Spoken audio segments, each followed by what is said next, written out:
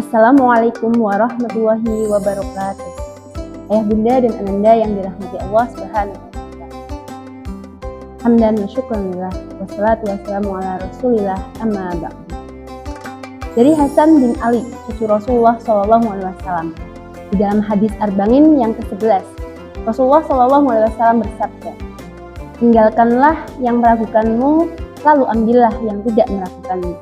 Hadis riwayat Tirmizi dan An-Nasai. Hadis ini hasan. Dalam hadis ini membimbing muslim untuk meninggalkan yang ragu agar tidak terjerembab ke dalam hal yang haram. Sejatinya keyakinan itu tidak akan hilang karena keraguan kita. Pelajaran yang dapat kita ambil dari hadis ini yaitu yang pertama, ar-raibah atau keraguan atau kebimbangan, yaitu merupakan keadaan ketika hati seseorang tidak merasa tenang karena adanya keraguan terhadap kehalalan atau kebenaran suatu perkara. Yang kedua adalah waro, di mana waro adalah menahan diri atau menjaga diri, yaitu sikap hati-hati atau menjaga diri agar tidak terjerumus pada hal-hal yang haram. Di antara tanda yang dasar bagi orang-orang yang waro adalah kehati-hatian mereka yang luar biasa dari sesuatu yang haram dan tidak adanya keberanian mereka untuk maju kepada sesuatu yang bisa membawa mereka kepada hal-hal yang haram. Dan dalam hal itu Rasulullah SAW bersabda, sesungguhnya yang halal dan yang haram itu jelas. Dan di antara keduanya banyak hal-hal syubhat yang kebanyakan orang tidak mengetahuinya. Barang siapa yang menjaga diri dari hal-hal yang syubhat, maka ia telah membersihkan agama dan kehormatannya. Mengapa kita perlu bersikap waro? Yang pertama adalah untuk menjaga kemurnian iman dan takwa. Bersikap waro membuat seseorang menjadi lebih berhati-hati dalam setiap perbuatan, sehingga tidak melakukan hal-hal yang dilarang oleh Allah Subhanahu wa Ta'ala. Dengan begitu, iman dan ketakwaannya akan tetap terjaga. Yang kedua adalah menjauhkan diri kita dari perbuatan haram dan syubhat, di mana orang yang memiliki sifat waro ini akan menghindari segala sesuatu yang jelas haram maupun yang masih meragukan bagi dirinya atau syubhat, agar tidak terjerumus dalam dosa. Yang ketiga adalah menumbuhkan ketenangan hati. Ketika seseorang menjauhi hal-hal yang dilarang dan meragukan, maka hati kita akan merasa lebih tenang karena tidak dihantui rasa bersalah atau khawatir telah melakukan dosa atau kesalahan.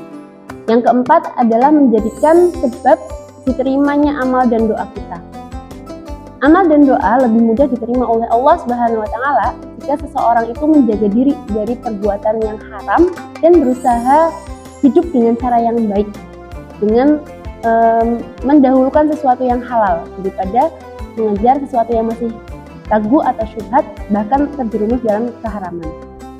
Kemudian yang kelima adalah menjadi ciri kemuliaan akhlak seorang muslim, di mana sikap waro ini menunjukkan bahwa seseorang memiliki akhlak yang baik karena ia mampu mengendalikan diri dan memilih perbuatan-perbuatan yang diridhoi oleh Allah Subhanahu wa Ta'ala. Lalu bagaimana cara kita menerapkan sikap waro ini dalam kehidupan sehari-hari? Yang pertama, ketika kita lupa rakaat sholat, maka sebaiknya untuk menambah rakaat yang tadi kita lupa. Jika seseorang ragu atau lupa jumlah rakaat dalam sholat yang dilakukan, maka sebaiknya kita ambil jumlah yang paling sedikit, lalu menambah rakaat yang kurang itu, agar tidak ragu dalam sholat, kemudian agar sholat kita atau ibadah kita itu lebih yakin dan terhindar dari kekurangan. Yang kedua dapat kita terapkan dalam hal wudhu. Jadi ketika misalnya kita sudah berwudhu kemudian melaksanakan sholat zuhur, kemudian kita terjeda untuk melaksanakan sholat asar dengan membaca Al-Quran atau yang lain, kemudian kita ragu apakah wudhu kita sudah batal atau belum, maka sebaiknya boleh untuk tidak melakukan wudhu kembali. Akan tetapi jika kita ragu dalam hal sudah wudhu atau belum, maka dianjurkan untuk melakukan wudhu kembali. Kemudian yang ketiga adalah waro dalam makanan dan minuman. Seseorang yang bersikap waro akan berhati-hati dalam memilih makanan dan minuman yang akan kita konsumsi. Kemudian hanya akan mengonsumsi hal-hal yang baik serta menjauhi yang haram dan meragukan, karena sejatinya keharaman dalam makanan itu juga akan berpengaruh dalam ibadah kita dan kesehatan tubuh kita. Kemudian yang keempat adalah waro dalam transaksi. Kita bisa melaksanakan waro dalam transaksi ini dengan cara bersikap jujur ketika berjual beli, kemudian membicarakan sesuatu dengan orang lain, kemudian tidak menipu, tidak mengambil hak orang lain, serta memastikan bahwa jual beli yang kita lakukan atau perjanjian itu dilakukan secara adil dan sesuai dengan aturan yang berlaku. Kemudian yang kelima, kita bisa menerapkan dalam hubungan sosial, yaitu dengan cara ditunjukkan dengan menjaga perilaku terhadap sesama, itu seperti berkata jujur, tidak menyakiti perasaan orang lain, berhati-hati dalam bersikap, kemudian tidak menggosip, serta untuk selalu bersikap sopan dan menghormati sesama. Dengan demikian, hubungan dengan orang lain akan tetap baik dan terhindar dari perbuatan dosa.